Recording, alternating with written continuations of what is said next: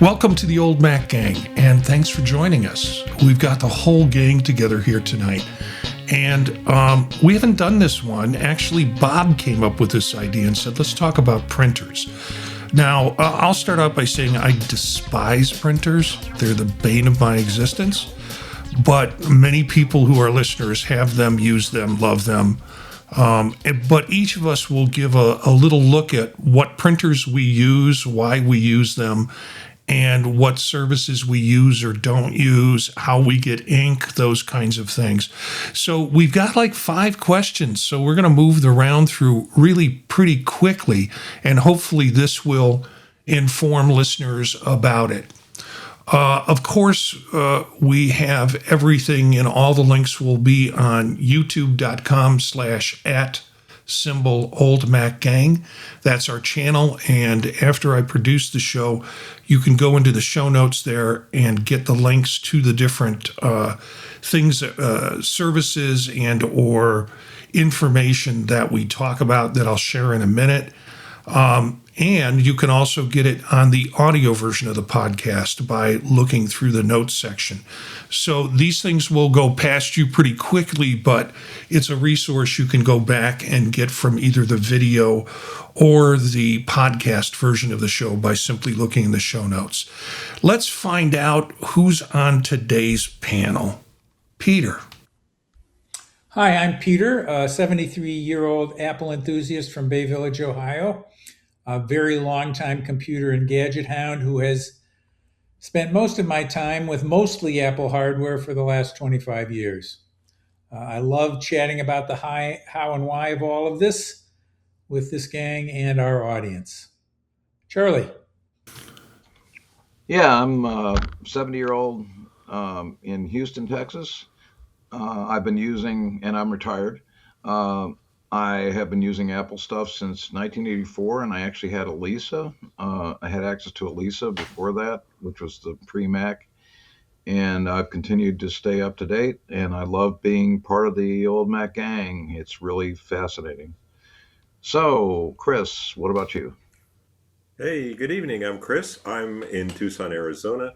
I'm 79, retiree as well, member of the Tucson Mac user group. Can I get that out tonight?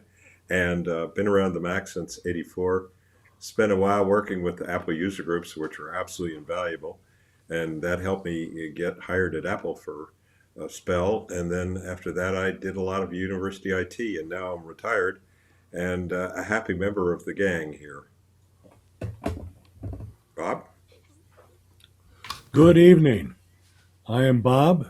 I am also in Tucson, but Chris and I are diagonally opposed, so we're probably about an hour and a half away from each other. I am a member and officer of the Tucson Macintosh user group. I've been involved in user groups since the early 90s, and happy to be here and happy to learn more stuff. And a comment for Marty. Marty, you need to embrace your inner printer. It's not all that bad. Marty? Nah, just use digital PDFs and send them to your friends. You can do them in color and not have a color printer, and they can just open up a PDF file and read whatever you have for them. I'm Marty Gencius, and I am a faculty member here at Kent State University in Kent, Ohio. That's how I met Peter and also met Gary, who's in the chat room. I just like doing a lot of tech stuff and really enjoy doing podcasts. And I've got some new ones that I started producing this week, and some new ideas that'll be coming up next week. But yes, I do hate printers. I've had more trouble with printers, and we'll get into that. Let's go ahead and get into that. But first, some of the links that are available that you will have. This is from Guidespot, Best Printers and the Best Printers of 2026, 10 models tested for a home office. Another article from Consumer Reports, 5 best printers of 2026, tested and reviewed. one from NBC News, 5 best printers of 2026, recommended by experts. And then we get into the whole toner thing, questions about what toner do you use? How are you kind of locked in by certain companies and certain printers with the toner situation? And this is Toner Buzz, OEM versus compatible versus remanufactured toner cartridges as a piece there. Are compatible toner cartridges any good? OEM versus off-brand. This comes from imageOne and some information about that. Name brand versus remanufactured versus compatible printer cartridges. This comes from idproducts.com and some information about that. And then Printers 101, Guide for Seniors. This comes from Number Analytics, and it talks about things that choosing the right printer, the kind of things that might concern you as a seasoned citizen who's trying to work with printers. And then this one comes from Laptop Outlet, How to Set Up a Wireless Printer, a step-by-step guide. That has been my evil issue with printers is wireless setups. And then HP, printer troubleshooting, FAQs, quick fixes for the most common printing problems. And that kind of sets up some information. So we'll talk about our stuff, but for listeners or viewers, you can pick up these links and it'll give you some more background information if you are interested in knowing more about printers and printer setups. Hey, we have people in the chat room with Ron Fells, who is in Mexico. I met him at MacStock, and he's joined us the last couple of shows, and he says, "Good evening, gentlemen." And then also Gary, who has been part of the Old Mac gang at some points, and he wishes me best in terms of health and issues with that. So let's get to the first question. And there were a lot of questions here. When I tried to put this together, Bob had sent some, and then I broke it down a little bit more. So we're going to try and move through these quickly. The discussion question is just, first, let's lay it out. What printer or printers do you actually have? Inkjet or laser, mono or color, with or without fax and scan, and how it's connected, wired, wireless, or networked. Peter. We have two. In my office, there's a Brother HLL 2370 DW, black and white laser printer. And in my wife's office, there is an HP NV Inspire 7200 color inkjet printer. Hers includes a scanner, which she uses occasionally. I don't. I can't recall the last time I used it to make a copy. Both are wireless, and we both print to both of them from any of our many devices. I have occasionally printed to them from elsewhere, not home, through a VPN, so they are definitely accessed through the network. How about you, Charlie? Yeah, I have an Epson WorkJet 530, which is available just about everywhere, and I highly recommend it. It's very reliable, and let's see, I don't print a whole lot, but my stepson does. He teaches. And the other thing is that the built-in scanner is really nice. So what I do is whenever I get documents in the U.S. mail, and particularly if they're legal type things, I scan them almost immediately and then store them on my network attached storage, which is this, the storage unit that I can get to from all my devices. So I don't lose, technical documents or legal documents. And you may want to consider in your setup, and we may mention this earlier or later, is you can usually get plug it in directly with USB cable. And if you only have one computer, that's really great, and then you don't have to mess around with Wi-Fi. But if you have multiple computers or multiple devices, you can usually share the printer on the network, and it's pretty easy on a Mac, on a Mac, and OS X and so forth. The last thing I'll mention is, last time I had a laser printer, it worked very, very well, and it doesn't have the clogs and so forth. But the cost of the cartridges, the replacement cartridges, was well over $100. And I don't know if that's true anymore. Maybe somebody else can chime in and tell us what their experience is with cost. So, Chris, what about you? Well, I actually share a lot of Marty's sentiments, but I came to them organically, you might say, because during my IT years from 2001 to 2017, I probably installed hundreds of printers. I've probably seen them all, including some old HPs that were left over from Jurassic Park, and I don't mean the movie.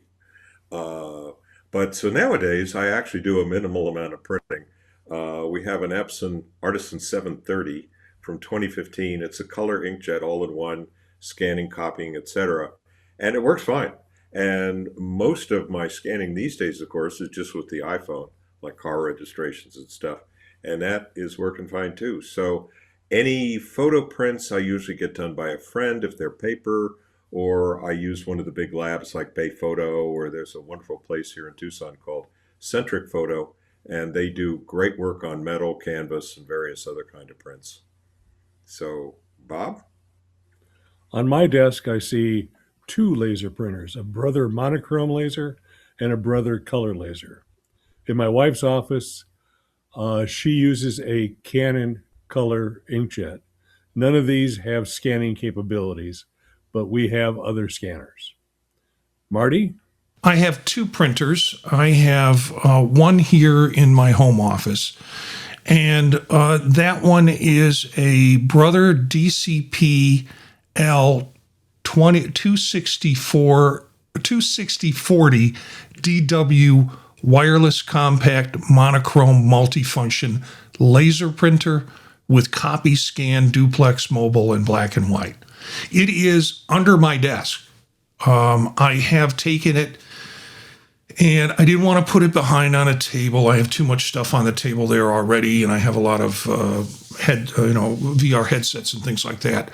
So I wanted to put it under my desk, but I can't slide it in and out on the floor. So what I did was I got a little collapsible roller cart that you can expand to particular sizes, and got the printer to sit on top of it. But if I did anything like move the printer drawer out of it, it would fall through because it was just edged in a way with these little, corner edges where the printer had to sit solidly or else it would fall out. And what I did was then get a big piece of cardboard, like from a refrigerator box, and just made a whole flat bottom for it. So it sits under my desk. I can pull it out if I need to do any serious printing. It is linked directly to the computer. I don't do wireless. I had so many headaches because if your wireless drops, then I found out I had to reset up everything, and it was a mess. I just use a port, and it goes directly into this printer, and the printer has a direct, I think it's a USB B connection that goes in for it. So my printing is direct to that. That's my home. At my office, if I hook up a laptop at my office to our central printer, then that makes it available for the university to do whatever pleasure it wants to do on my laptop. And to avoid that, I went and just purchased my own damn printer. So I have a multifunction laser printer. Well, this is a Canon Image Class MF 3010 VP wired monochrome multifunction laser printer. So again, this intention is to be wired. And that way I wire it directly to my laptop when I want to do something. My laptop is not in the university system. It is using the wireless from the university system. So I don't have to do all the crippleware that they want to put on computers because I'm not connected to the network. What it means is I can't print from my desk in my office to the large Xerox multi-printer. So if I need 30 copies for a class, that's no big deal. I just do a single copy on my desk with my own printer, walk it over to the Xerox machine and run off 30 copies. But it allows me a lot of freedom in terms of the machines as I come in and out of the office. So those are the two that I'm working. I am a nut about making them wired. I used to have an HP printer, and we'll get into that, I think. I think I wrote some notes about my experience with HP printers and the problems that I have with them. So let's go to the second question. And again, we start with Peter. Do you buy OEM ink and toner or third party? Any brand supply that you'd recommend actually or warn people from? Yes, we use OEM ink and toner cartridges, so I have no other recommendations. I've spent time helping friends and family solve issues that have arisen using generics, and I prefer to avoid the delay time that those solutions take. When I want to print something, and I'm not a giant printer of things, I want it now. I'm not into delays, so I go OEM. Charlie. Oh, I get my ink packs directly from Epson, or I go to Best Buy or Office Depot. And I've tried refurbished before, regenerated or whatever, but I've had some problems with them, like gumming up and all that stuff. So I don't bother anymore to buy the refurbished stuff. Chris? Yeah, I'm pretty simple. I just get my ink packs direct from Epson online, and that seems to work fine here in Houston. We're on the west side of town. We're actually in the Sonoran Desert. So things are a little dry, and I don't know, they may be fine from Office Depot. I've just never tried, but seems to work fine. I get the full pack, and that way I'm ready when they run out. And kudos to Epson because they really show you when the individual cartridges are running down, so you can plan ahead. What do you think, Bob? If I'm planning ahead, I ordered OEM toner cartridges via Amazon. If there's something I need today and I didn't plan ahead, I will go to Cartridge World. It's a place here in Tucson which is a reputable refiller rebuilder here in Tucson and has a great warranty. If their cartridges, be they inkjet or toner, if they fail on you, they will give you a new one. Even if there's only 10% left in the cartridge, they'll just give you a new one. And this is a place that's locally owned and operated, and it's a franchise of a national chain. Marty, where do you get your ink? I guess I'm the only guy on this panel that buys third party. I don't get, well, both of my printers are laser. So I don't have to deal with 3-color, 3-tone cartridges, refillable cartridges, or all of that stuff with inkjet. So I live in a monochrome world. Ironically, I'm also colorblind, so why not have print like that? I have very little opportunity or use for color printing. And when that happens, I'll take it to an Office Depot and I'll take it to one of those office stores that allows you to sit down and do your printing and get a nice high quality color print off of that if I really need to have a hard copy color print of something. But I buy toner cartridges on Amazon. To answer one of Charlie's earlier questions, I just looked at one of the latest purchases that I got. It's a toner cartridge replacement for a brother I think probably the one in my office. And you get two, it's a 2-pack, and it's $36.99. And both cartridges supposedly hold 3,000 page yield. So I'm not printing a lot. So this will last me a long time in terms of that. And I go with with things like Epson, they have that.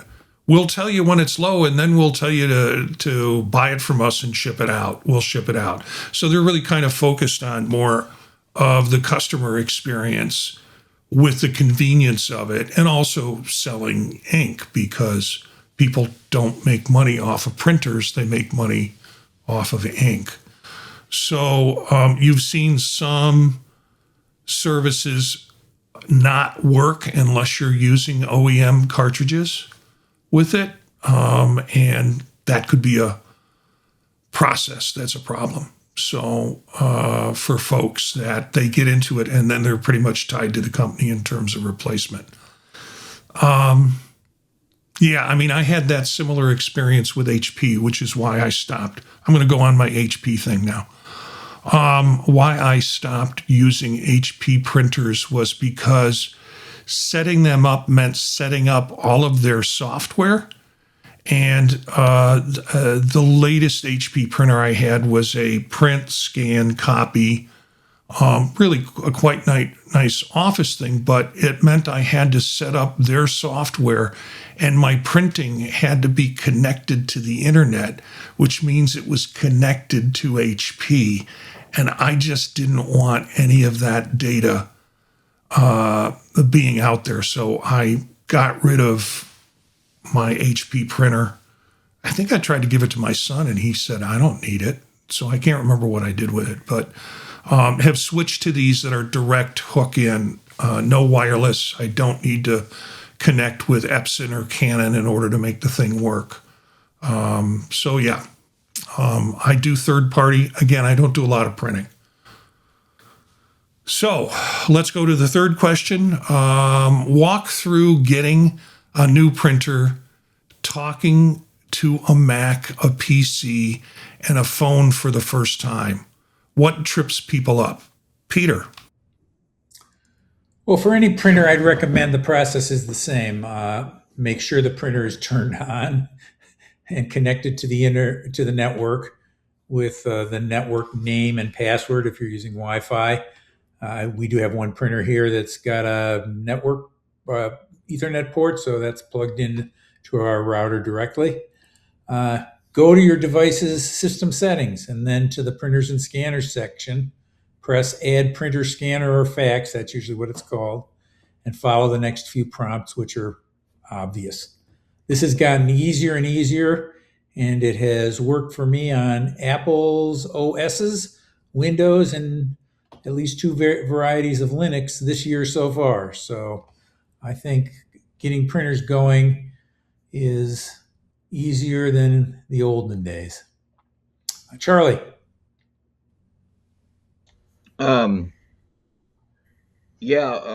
Setting up on Wi-Fi is very easy on a Mac. When you can use the software that comes with it, or you can download it. And when you do the install, it automatically detects the printers that you have on your Wi-Fi. So you don't even need to worry about, messing with the control panel and all that kind of stuff. The other thing is, consider just plugging it in directly into a USB if you have one device, for sure. And if you have multiple devices, or you want to get to the printer from other devices on your Wi-Fi, it's very easy to share the printer on the Mac. But then, of course, your Mac has to be up and running. So anyway, that's my suggestion. Chris? Yeah, I think one of my favorite setup stories, circa 1993, when I was first on the phones at Apple, somebody called and said, well, I've moved the printer to the foreground. And I said, excuse me? And he said, well, it's in front of my monitor and my keyboard. Well, that was the laugh line. At any rate, I've done just tons and tons of setups, and for most of the average printers, it's pretty straightforward anymore. You don't have to download complicated drivers and stuff. On the other hand, if you're going to install one of the big photo printers like the P800s, these giant printers that people do color photographs on, you have other considerations, but those are usually pretty straightforward. And you're probably printing through something like Adobe Lightroom or Photoshop or something like that. But it's pretty straightforward anymore, and they're almost auto setups, so shouldn't be much of a problem. What's been your experience, Bob? In my experience, setting up AirPrint or network printing is most easily done by connecting a Mac via USB directly to the printer and using the web page that's internal to the printer and set it up there, and then set it up in printers in your Mac. And both of my printers in this room are also have Ethernet, so they're directly on the local area network. And I haven't done this for several years because my printers have been lasting. Marty, Yeah. tell us your horror story. Well, Bob, I like the idea of you using Ethernet because the machine that I have here, the printer that I have here, does have Ethernet capabilities. I just don't think I have enough ports in my router for to plug in for the Ethernet to set up, because I've also got some direct things plugged in, like home security system and things like that. I'm lucky I'm kind of a one printer guy, and the other person in this household, if they need something printed, they generally email it to me and then I print it off here. And occasionally I get something from the kids that needs printing, but it's monochrome. And I went through my whole rave about HP and the junkware software that they make you install on your machine and all of that. That has sworn me off of HP. And then I had the most difficult time getting HP to work and be reliable when I sent something to printing. So I'm a direct line guy. And if I can get a printer that does a direct line in, and I don't have to worry about Wi-Fi's going down or using the other thing is I have a 5G network, and supposedly it's easy to set up an additional 2.4G network for devices to run on, like printers. And I just can't do it. So I just plug it directly in. And at one point I had the printer behind me and I had a really long USB cable that ran around the side wall of the room to plug it in so I could run it that way. So yeah, that's been I haven't seen the light, Bob, and perfectly happy with a direct line into my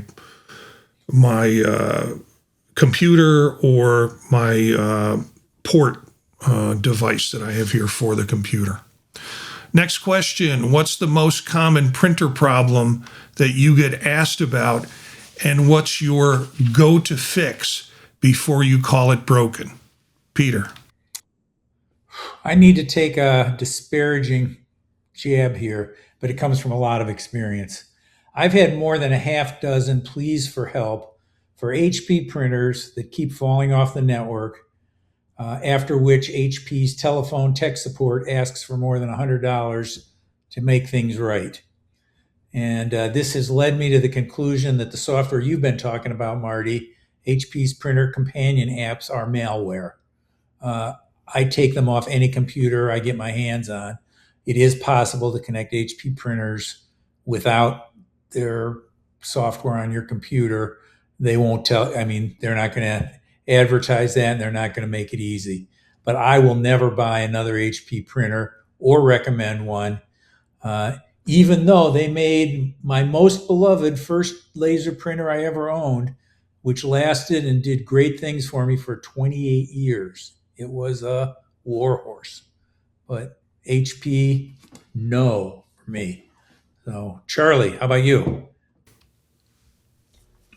Usually it's bad print quality, and typically, you just got to run the cleaner process that's built into the drivers, particularly on the Mac. Um, that failing, I typically just physically go over to friends' houses and do the cleaning for them. Um, but anyway, that's uh, my cut on it. How about you, uh, Chris? You didn't put Yeah, it. I haven't really seen a lot of issues. I mean, again, being here in an arid climate, like in Tucson and Phoenix and stuff, I think it's a little bit more common to get clogged print heads. And they're, depending on if it's an inkjet, depending on the brand, the manufacturer, there may be a self-cleaning thing that does or doesn't work. And we have kind of a small Apple store here in Phoenix, given the population size, but we do have another tech shop named Simutech, which is very good, and we in the user group we frequently recommend that if someone isn't working with one of the consultants in the user group already. Um, but yeah, that's sort of in my experience. I mean, I've seen stuff over the years, but it hasn't been that much with quality printers. Bob? Well, first of all, Chris, you live in Tucson, not Phoenix. But in my experience, and for a while, I was a printer technician for commercial printers, not industrial, commercial. With inkjet printers, the most common problem is clogged jets. This is sometimes helped by running a cleaning session. Cleaning sessions can be costly due to ink consumption, maybe $20 or more for a couple of cleaning passes. My suggestions are print something once or twice a week at minimum. And when you're done printing for now, turn the printer off because this will park the print heads and that will slow evaporation, especially problematic here in the desert. With laser printers, the drum will occasionally need cleaning with a paper towel. It'll get some toner in places it's not supposed to be. All printers can have jamming issues when used with curled, dog-eared, or improperly fed or too thin or too thick paper. Be careful when feeding your printer with paper. It will help you in the long run. How about you, Marty? Do you ever get help? Have to go out and help somebody with their printer? No, I don't get asked to solve people's printer problems because I'm such a curmudgeon around printers to begin with. But Bob, you just brought back post-trauma experiences I had working with inkjet printers. The head cleaning that has to go on, and jamming issues with paper. Our university, in an attempt to reduce the cost and I think probably reduce the actual use of physical printing, has supplied us with thinner and thinner paper, which gets jammed in at least the Xerox machine. It gets jammed all the time. And will also get jammed in printers because you'll pull two sheets instead of one because it's so thin. So your suggestion about making sure you've got good paper, or at least 20-pound, I guess, bond paper is pretty standard for this, but sometimes that gets thinned down depending on where you are and what you work. So get good paper so you don't have to worry about paper jams. But yeah, you brought back all the trauma of, and I haven't had a inkjet printer for 20 years at this point. So thanks for bringing this up, Bob. It's some of my fine childhood memories. I don't get asked a lot about how to solve printing problems. It's just kind of not my thing.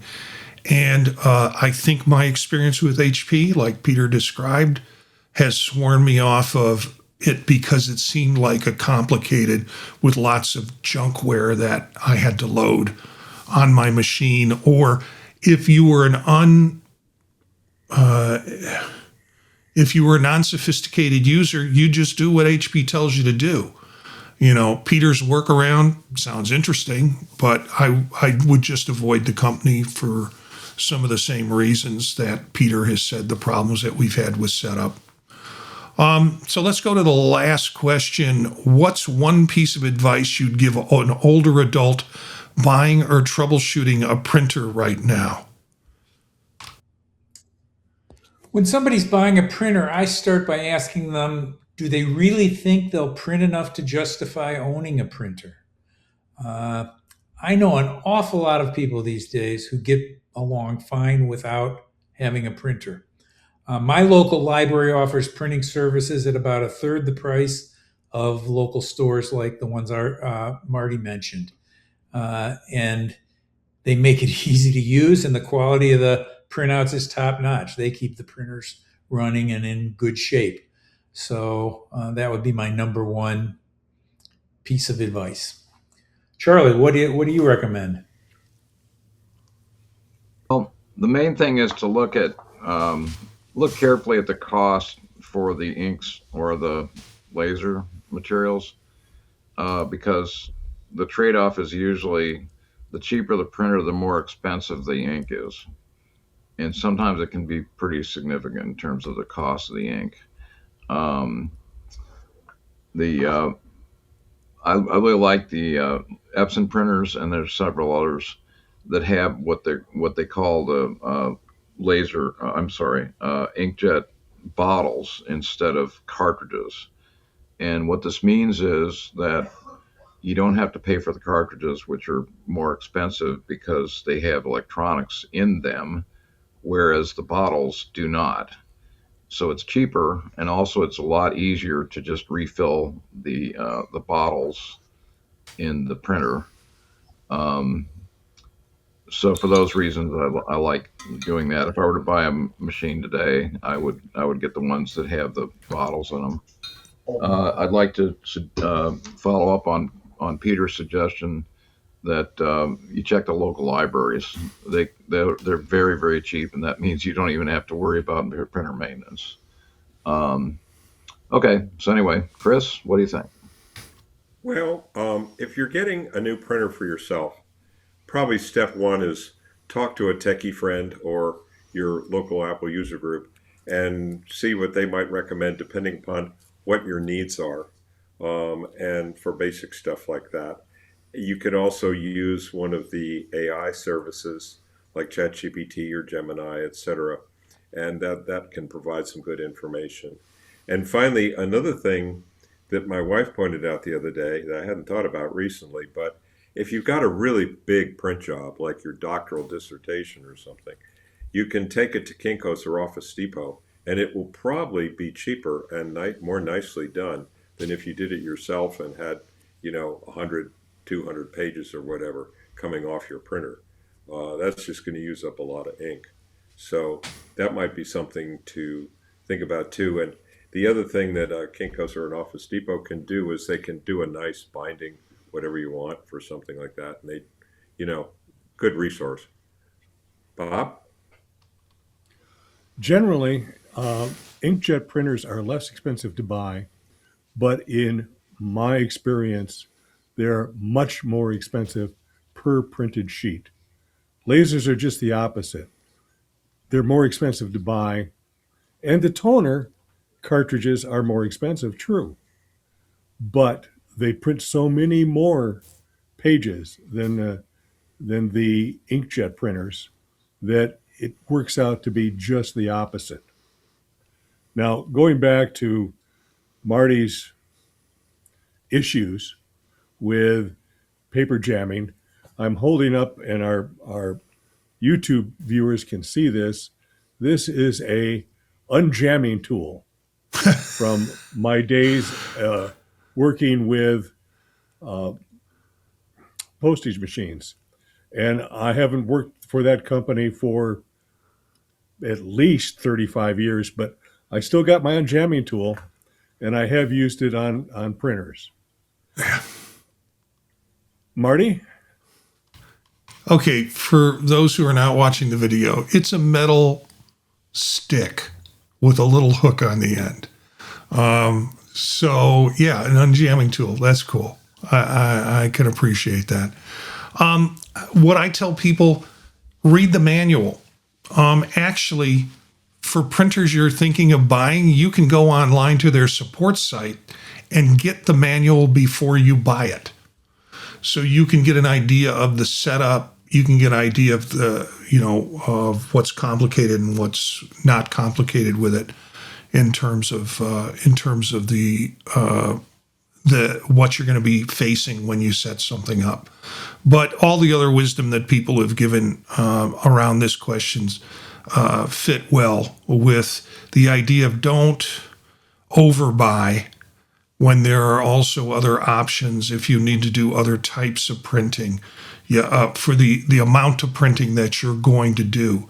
And I know folks who want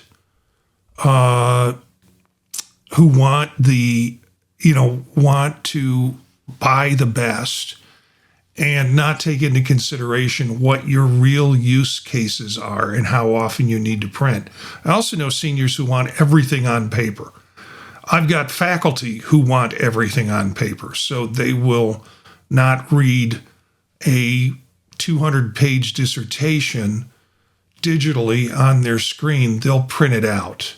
And I think, then they scream about the ecology and sustainability stuff, and they're still printing out stacks of paper to read with it. So take seriously what you think you're going to need a printer for and what other access possibilities there are to get a printer. So let's take a final round. Yeah, Chris. Well, you just hit a hot button there, Marty, in terms of manuals, reading the fine manual. Nowadays, just about every manual on the planet is available online on the company's website, whether it's your printer, your car, your electric blanket, your dishwasher. And whereas my wife likes to keep a binder with all these things that's now about 6 inches thick, I have a massive folder on one of my drives with all my manuals. And there's one enormous benefit. You open it up as a PDF and you can search on it. Yeah. And that can really shortcut your time because different manuals have different styles. And I'll leave it at that. But searching a PDF is one heck of a lot easier than thumbing through a manual, particularly if it's really small. Yeah. Marty? Just want to mention Gary in the chat said, hey, what models are you talking about? And what I'm going to do is everybody has put in the show notes their models. So it will become part of the show notes. So you'll know what Peter uses. You'll know what I use. You'll know what Chris, what Bob, Charlie uses in terms of the model printer they have. And you can find that in the show notes. So take a look at that once the produced show is complete. Any other comments before we sign off? Okay. Well, then let's find out where people can find you. Peter. I am at Ppetto, Ppetto, most everywhere social. DM me wherever you're most comfortable. Charlie. I'm just going to go with my LinkedIn alias. It's LinkedIn at cyberchuck.org. And if you do go Google search on Cyberchuck TX, I'm all over the place. But Chris. I recommend the email. Yeah. You'll recommend what, Charlie? I recommend that people use email to get to me. Yeah. Okay. Not on Facebook, not on the social media stuff, because there's so much junk out there, and I have so many people that my Facebook page fills us up in like every 10 minutes. It's, a couple hundred. So getting me via Facebook isn't the way to go. Okay. Let's go with Chris. Yeah, I like that, Charlie. I'll go with that too. Just my printing site or my photography site, which is chriswesselmanphotography.com. First name, last name, photography.com. All right. Bob? Well, you can get to me by going through tmug.com. That's the Tucson Macintosh User Group. My personal website, thinkbob.com. And my photography website, Dangerous Bob Photography. gmail.com. Marty? Yeah, basically catch me at Gencius on Blue. That's Jencius on Blue Sky and on Mastodon. Those are the socials that I connect with the most. You can also check out thepodtalk.net. I'm sure I have some contact information on there. That's the website that hosts this show. And also other shows that I do and other shows that I'm on. So you can connect with me through thepodtalk.net.